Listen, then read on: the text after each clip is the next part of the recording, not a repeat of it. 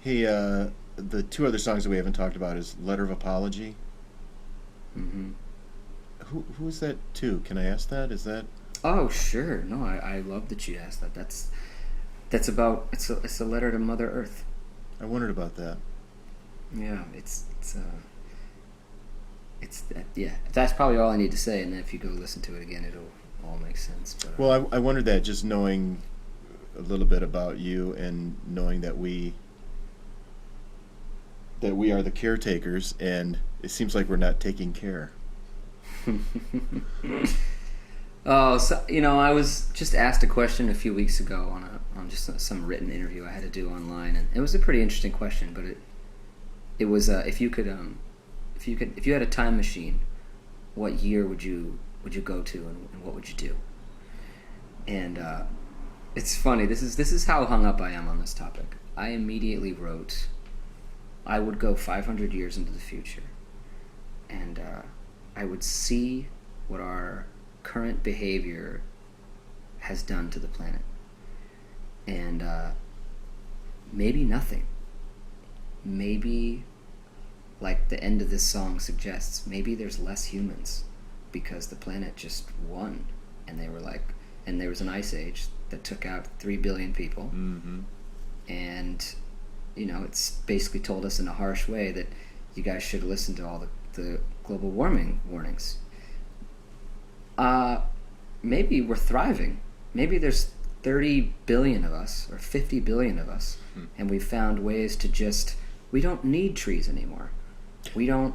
I'm serious. Like maybe we have made such a plastic and technologically advanced world, and we all have implants everywhere, which is already happening anyway. We have new livers and new hearts and new plastic bones, and Yeah. maybe we're just this happy people without, and we're not fighting. Anyway, I'm going down a whole rabbit hole here, but I constantly am thinking about the destruction to the earth and what that's gonna result in. And to me, it's so. I don't care if I sound liberal or I don't think of myself politically in any persuasion other than just I try to be so reasonable and not connected to any, you know, cultural ideals or frameworks. I try to be the observer on the outside of everything. And I don't know, maybe what we're doing is just so wrong, and I can't understand why people want to argue with global warming and call it a scam, and I okay, so this is a huge topic. I get Mm-hmm. I'm opening up a huge can of worms here, but when people say global warming is a scam, it just sounds funny to me. Like, who are these scientists who are making $38,000 a year and devoting their whole life to just their passion of science? Who are they trying to scam? Are they trying to pull one over on that CEO in Texas who has a coal plant, or Pennsylvania? Are they trying to pull one over on him just because they don't want him to be so rich? Or are they just looking at data and saying, hey, this is what I found. Worst case scenario is we could change our behaviors a little bit and maybe prolong our existence on the planet. And maybe that sounds liberal. I don't know. And there's obviously conservatives have their own arguments ready for that the second I say it. So I get it. But it's just funny to me. The things that we know we're doing wrong to the planet, we know. We're humans. We're smart enough to know. Why is it such a big deal for us to just change them a little? We already know we're making animals go extinct. We already know that there's fish we shouldn't be fishing for anymore. And there are parts of the country we shouldn't be burning down trees for more cropland. But we know all this. And as humans, we just can't make a change until we have to. Well, let me suggest this big idea that whatever this means when I say the world is so keeps us so busy, and we have so much debt, and we have so many things we have to do to keep things moving in our own personal lives, that we don't have time to, one, worry about it, or two, do it.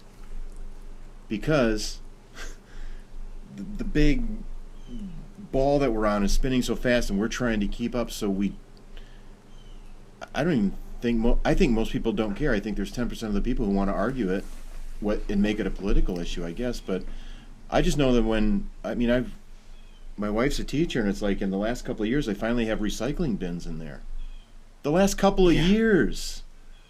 I mean, I think you're so right, and I think I had that exact thought when I look at people who are busting their asses in their day jobs, whether it's a construction worker or whether it's a guy on Wall Street, or people who are just working so hard to the bone that they can't see outside of their world. And I think my luxury and why I'm trying so hard to not just write love songs is that I get to have a job where a lot of time I'm just looking at things. And it's so easy to see, like when I go to this cabin in the redwoods, like that my wife's family has this tiny little cabin that I do some writing retreats in. And when I'm there, I'm just sitting there in a cabin, huge trees all around me and a little river going by. And it's at those moments that I appreciate the smell and the feeling and the energy around me of just being on planet Earth and being among the things that are just as natural as I am on this planet. It's a totally different feeling sitting in a skyscraper in Chicago and feeling the buzz of the traffic around you. I don't care what you want to say, but it's a totally and much better feeling for a human. And so my thought is, okay, let's just preserve that. Let's figure that out. But I think you're right. Well, and just go through the venue after a show, right? And you see plastic bottles and everything on the ground, and all they're doing is sweeping it up and throwing it in the trash.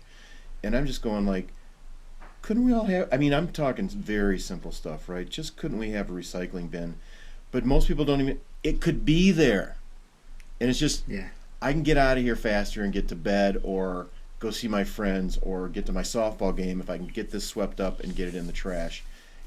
And I just think, well, okay.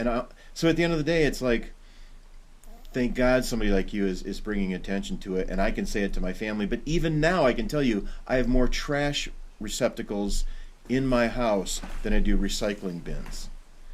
It takes a little more effort to take the cans and the plastic bottles out to find the recycling bin than it is to have a recycling bin right next to a trash bag. I don't, it's just, it sounds so stupid, but it's like, I don't know, I can't even change my whole family. I totally hear you. I totally hear you, man.